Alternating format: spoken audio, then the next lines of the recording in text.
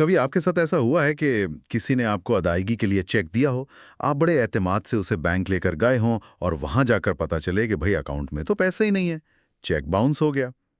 اس لمحے جو غصہ اور مایوسی ہوتی ہے وہ تو اپنی جگہ، لیکن ایک بڑا سوال ذہن میں آتا ہے کہ اب کیا کریں؟ کیا یہ صرف ایک مالیاتی مسئلہ ہے، مطلب ایک دیوانی معاملہ، دو لوگوں کے بیچ پیسوں کا جھگڑا جسے عدالت میں حل کیا جائے، یا پھر کیا یہ ایک جرم بھی ہے، ایک فوجداری معاملہ، یعنی ایک ایسا کام جسے ریاست جرم سمجھتی ہے اور جس کی سزا جیل بھی ہو سکتی ہے؟ آج ہم اسی سوال کی تہہ تک پہنچنے کی کوشش کر رہے ہیں۔ ہمارے پاس لاہور ہائی کورٹ کا 2002 کا ایک بہت ہی اہم فیصلہ ہے۔ کیس کا عنوان ہے میاں فضل احمد بنام اسٹیشن ہاؤس آفیسر۔ یہ کیس بظاہر تو سیدھا سادہ لگتا ہے، لیکن اس نے چیک باؤنس کے معاملات میں ایک ایسی لکیر کھینچی جس پر آج بھی بحث ہوتی ہے۔ ہماری آج کی اس کھوج کا مقصد یہ سمجھنا ہے کہ قانون ایک باؤنس شدہ چیک کو کب صرف دو پارٹیوں کے درمیان پیسوں کا لین دین سمجھتا ہے اور کب اسے ایک مجرمانہ فعل یعنی دھوکہ دہی اور فراڈ قرار دیتا ہے۔ اس فیصلے سے ہمیں کچھ ایسے بنیادی اصول ملتے ہیں جو اس معاملے کو سمجھنے کے لیے بہت ضروری ہیں۔ تو آئیے اس معاملے کی پرتیں کھولتے ہیں۔ اس کیس کے پیچھے کی اصل کہانی کیا تھی؟ سی شروع ہوتی ہے ایسی جو ہم اکثر اپنے ارد گرد سنتے ہیں۔ ایک صاحب تھے، پیشے کے لحاظ سے الیکٹریکل انجینئر۔ انہوں نے ایک نجی کمپنی میں ملازمت کی اور کچھ عرصے بعد جولائی 1995 میں وہاں سے استعفیٰ دے دیا۔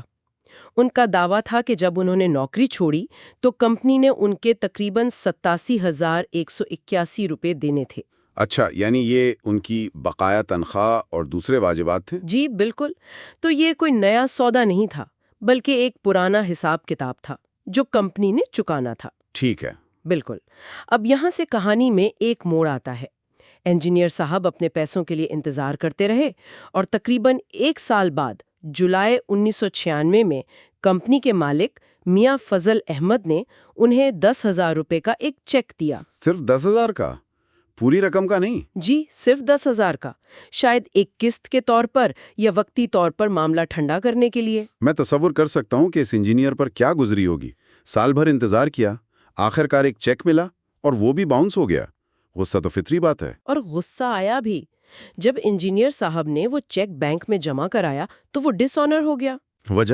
وجہ وہی کلاسک تھی، ناکافی فنڈز، اکاؤنٹ میں مطلوبہ رقم موجود نہیں تھی۔ اس کے بعد جیسا کہ اکثر ہوتا ہے، معاملہ بگڑ گیا۔ انجینئر صاحب سیدھا پولیس اسٹیشن گئے اور کمپنی کے مالک کے خلاف فراڈ اور دھوکہ دہی کی FIR درج کروا دی۔ اور یہ کوئی معمولی رپورٹ نہیں تھی، اس میں تعزیرات پاکستان کی دفعات 420، 468 اور 471 لگائی گئیں۔ جی، جو دھوکہ دہی، جعلسازی اور فراڈ سے متعلق سنگین الزامات ہیں۔ اب یہاں سے معاملہ قانونی جنگ میں بدل جاتا ہے۔ جب پولیس نے کارروائی شروع کی تو کمپنی کے مالک میاں فضل احمد نے اس FIR کو ہی چیلنج کر دیا اور اسے ختم کروانے کے لیے سیدھا لاہور ہائی کورٹ چلے گئے۔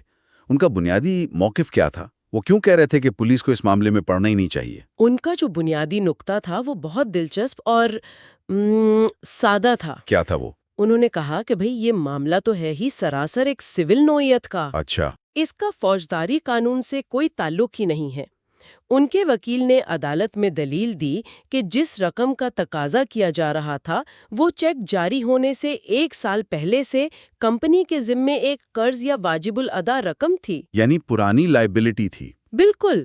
چیک اس پرانے قرض کو ادا کرنے کی ایک کوشش تھی، کوئی نئی چیز حاصل کرنے کا ذریعہ نہیں۔ ایک منٹ، یہاں مجھے ایک بات سمجھ نہیں آئی۔ انجینئر کے نقطہ نظر سے دیکھیں تو اس کے ساتھ تو دھوکہ ہی ہوا ہے نا۔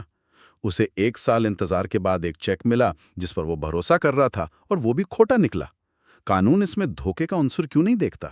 یہ تو ایک تکنیکی بات لگتی ہے کہ قرض پرانا تھا یا نیا۔ آپ نے بالکل صحیح نس پکڑی ہے۔ یہی اس کیس کا مرکزی سوال تھا۔ کمپنی کے مالک کے وکیل نے کہا کہ دھوکہ دہی کا جرم تب بنتا ہے جب آپ کسی کو چیک دے کر اس کے بدلے میں کوئی فائدہ حاصل کریں۔ جیسے کوئی چیز خریدنا۔ جی، مثلاً کوئی چیز خریدیں یا نقد رقم لیں۔ یہاں تو کمپنی نے چیک کے بدلے میں کچھ بھی حاصل نہیں کیا، قرض تو پہلے سے ہی موجود تھا۔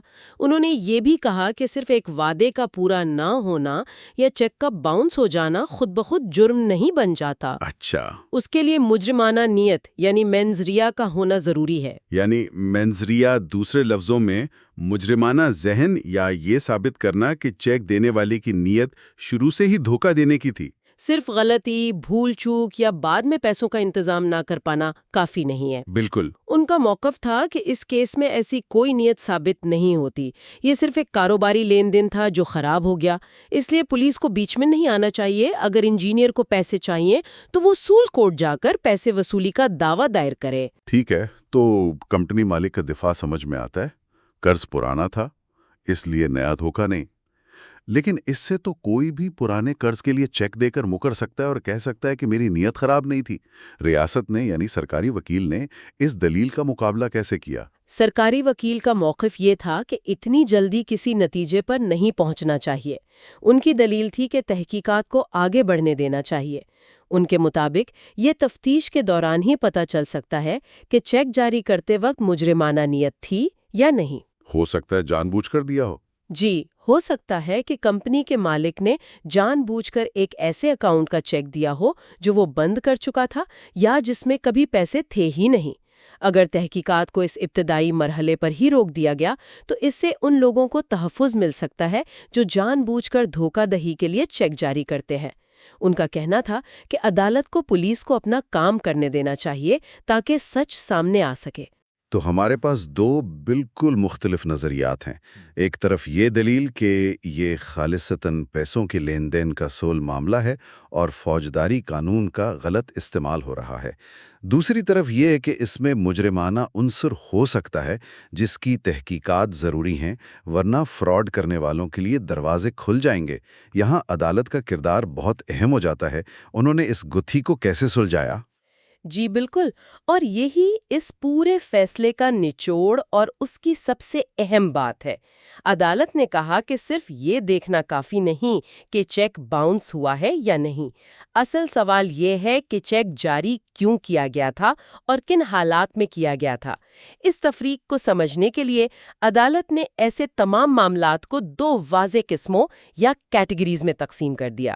اچھا، تو انہوں نے ایک فارمولا بنا دیا کہ کس کیس کو کیسے دیکھنا ہے۔ ایک طرح سے جی ہاں، پہلی قسم وہ ہے جب کوئی ذمہ داری یا قرض پہلے سے موجود ہو، مثال کے طور پر کسی کی تنخواہ کے بقایا جات، کسی دوست سے لیا گیا پرانا ادھار یا کسی کاروباری لین دین کی پرانی واجب الادا رقم۔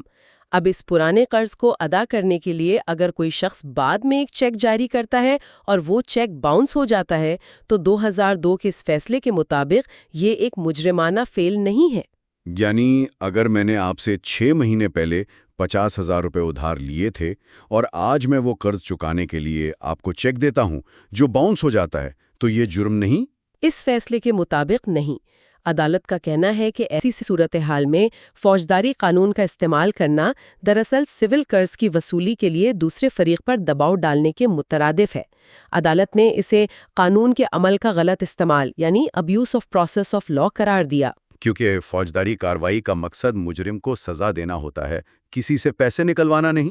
بالکل، اس کیس میں بھی چونکہ واجبات تنخواہ کے تھے جو چیک جاری ہونے سے بہت پہلے سے موجود تھے، عدالت نے کہا کہ یہ معاملہ واضح طور پر پہلی قسم میں آتا ہے۔ چیک جاری ہونے سے پہلے بھی کمپنی پر وہ رقم واجب الادا تھی اور چیک کے ڈس آنر ہونے کے بعد بھی وہی صورتحال ہے، قرض اپنی جگہ قائم ہے۔ یہ بہت واضح تفریق ہے۔ تو پھر وہ دوسری قسم کیا ہے؟ وہ کون سی لائن ہے جسے پار کرنے پر آپ واقعی مشکل میں پڑ سکتے ہیں؟ کب ایک باؤنس شدہ چیک آپ کو تھانے پہنچا سکتا ہے؟ دوسری قسم وہ صورتحال ہے جہاں معاملہ مجرمانہ بن جاتا ہے۔ یہ وہ کیس ہے جب کوئی شخص چیک جاری کرتا ہے اور اس چیک کے عوض میں اسی وقت کوئی فائدہ، کوئی سامان یا رقم حاصل کرتا ہے۔ اچھا۔ مثال کے طور پر میں ایک دکان پر جاتی ہوں، ایک مہنگا لیپ ٹاپ خریدتی ہوں اور دکاندار کو اسی وقت ایک چیک دیتی ہوں۔ دکاندار مجھ سے وہ چیک لے کر لیپ ٹاپ میرے حوالے کر دیتا ہے۔ اگر وہ چیک بعد میں باؤنس ہو جائے تو اسے دھوکہ دہی تصور کیا جائے گا۔ اچھا، تو فرق یہ ہے کہ کیا چیک کسی پرانی ذمہ داری کے لیے دیا گیا یا کسی نئی چیز کو موقع پر حاصل کرنے کے لیے استعمال ہوا؟ بالکل، دوسری قسم میں چیک کو ایک آلے کے طور پر استعمال کر کے کوئی مادی فائدہ حاصل کیا گیا۔ دکاندار نے آپ کو لیپ ٹاپ اس لیے دیا کیونکہ اس نے آپ کے چیک پر بھروسہ کیا۔ جب وہ چیک جعلی نکلا تو یہ ثابت کرتا ہے کہ آپ نے شروع سے ہی دھوکہ دہی کی نیت سے یہ کام کیا۔ یہاں چیک کا لین دین اور فائدے کا حصول ایک ہی وقت میں ہو رہا ہے، اس لیے قانون اسے دھوکہ دہی مانتا ہے۔ ٹھیک ہے، یہ تو 2002 کی بات ہے۔ یہ اصول بہت واضح اور منطقی لگتا ہے، لیکن میرے خیال میں اس کے بعد قانون میں ایک بہت بڑی تبدیلی آئی، وہ سیکشن 489F والی۔ بالکل، اس نے تو سارا کھیل ہی بدل دیا ہوگا، کیونکہ وہ تو بدنیتی سے چیک دینے کو ہی جرم بناتی ہے، چاہے قرض پرانا ہی کیوں نہ ہو۔ انتہائی اہم نقطہ اٹھایا ہے۔ یہ فیصلہ 2002 کا ہے۔ اس کے کچھ ہی عرصے بعد پاکستان میں خاص طور پر چیک ڈس آنر کے حوالے سے ایک نیا اور بہت مخصوص قانون بنایا گیا۔ تعزیرات پاکستان میں ایک نئی دفعہ سیکشن 489F شامل کی گئی۔ اور یہ دفعہ کیا کہتی ہے؟ یہ دفعہ کہتی ہے کہ اگر کوئی شخص بدنیتی سے کوئی چیک جاری کرتا ہے، یہ جانتے ہوئے کہ اس کے اکاؤنٹ میں پیسے نہیں ہیں، یا اس نے خود ہی بینک کو ادائیگی روکنے کی ہدایت کر دی ہے اور وہ چیک باؤنس ہو جاتا ہے، تو یہ ایک جرم ہوگا۔ اور اس کی سزا؟ جس کی سزا 3 سال تک قید یا جرمانہ یا دونوں ہو سکتے ہیں۔ تو اس نئے قانون کے بعد تو پہلی اور دوسری قسم کا فرق ختم ہو جانا چاہیے۔ اب تو ہر باؤنس شدہ چیک جو بدنیتی سے دیا گیا ہو جرم بن گیا، چاہے وہ پرانے قرض کے لیے ہی کیوں نہ ہو۔ نظریاتی طور پر آپ کی بات درست ہے۔ 489F نے قانون کا دائرہ کار بہت وسیع کر دیا ہے۔ اب قانون یہ نہیں دیکھتا کہ قرض پرانا تھا یا نیا، وہ صرف یہ دیکھتا ہے کہ کیا چیک جاری کرتے وقت بدنیتی یا ڈس آنیسٹ انٹینٹ شامل تھی۔ لیکن عملی طور پر عدالتوں میں آج بھی میاں فضل احمد کیس والے اصولوں کی گونج سنائی دیتی ہے۔ یہ کیسے؟ اگر قانون بدل گیا ہے تو پرانے اصول کیسے لاگو ہو سکتے ہیں؟ یہاں قانون کی خوبصورتی سامنے آتی ہے۔ قانون کا لفظ ہے بدنیتی سے۔ اب سوال یہ پیدا ہوتا ہے کہ عدالت یہ کیسے طے کرے گی کہ نیت بد تھی یا نہیں؟ صحیح۔ اسی بدنیتی کو ثابت کرنے یا رد کرنے کے لیے وکلاء اور جج آج بھی ان دو کیٹیگریز کو ایک معیار کے طور پر استعمال کرتے ہیں۔ اگر معاملہ دوسری قسم کا ہے، یعنی چیک دے کر موقع پر کوئی چیز خریدی گئی، تو بدنیتی ثابت کرنا بہت آسان ہوتا ہے۔ یہ تقریباً واضح ہوتا ہے کہ نیت فراڈ کی تھی۔ اور اگر معاملہ پہلی قسم کا ہو، یعنی پرانے قرض کی ادائیگی کا؟ اگر معاملہ پہلی قسم کا ہو تو دفاعی وکیل یہ دلیل دے سکتا ہے کہ میرے موکل کی نیت خراب نہیں تھی، وہ قرض ادا کرنا چاہتا تھا، اس نے چیک بھی دیا، لیکن کاروباری حالات کی وجہ سے بروقت پیسوں کا انتظام نہ کر سکا۔ یہاں بدنیتی کا عنصر متنازع ہو جاتا ہے۔ استغاثہ کو یہ ثابت کرنا پڑتا ہے کہ چیک دینے والے کو پہلے سے معلوم تھا کہ یہ چیک کبھی بھی کیش نہیں ہوگا اور اس نے یہ صرف وقتی طور پر دوسرے فریق کو ٹالنے کے لیے دیا تھا۔ اچھا۔ تو وہ جو پرانی تفریق تھی وہ اب جرم یا بے گناہی کا حتمی فیصلہ تو نہیں کرتی، لیکن نیت کو پرکھنے کا ایک بہت اہم پیمانہ ضرور بن گئی ہے۔ تو اس کا مطلب یہ ہوا کہ 489F کے آنے کے بعد پرانے قرض کے لیے دیا گیا باؤنس شدہ چیک بھی آپ کو جیل بھجوا سکتا ہے، لیکن اس کے لیے استغاثہ کو بہت محنت کر کے یہ ثابت کرنا پڑے گا کہ آپ کی نیت شروع سے ہی خراب تھی، صرف چیک کا باؤنس ہو جانا کافی نہیں ہے۔ بالکل یہی نکتہ ہے۔ قانون نے لکیر کو تھوڑا دھندلا دیا ہے اور اب سارا دار و مدار نیت ثابت کرنے پر ہے۔ پر پہلے قسم کا تھا، انجینئر صاحب کے واجبات پہلے سے موجود تھے، کمپنی کے مالک نے اس پرانے قرض کی ادائیگی کے لیے چیک دیا تھا، لہٰذا یہ ایک سول تنازع تھا۔ عدالت نے سخت الفاظ استعمال کرتے ہوئے کہا کہ شکایت کنندہ ایک سول قرض کی وصولی کے لیے فوجداری نظام کو ایک ہائی جیک کرنے کی کوشش کر رہا تھا، جو کہ قانون کے عمل کا صریحاً غلط استعمال ہے۔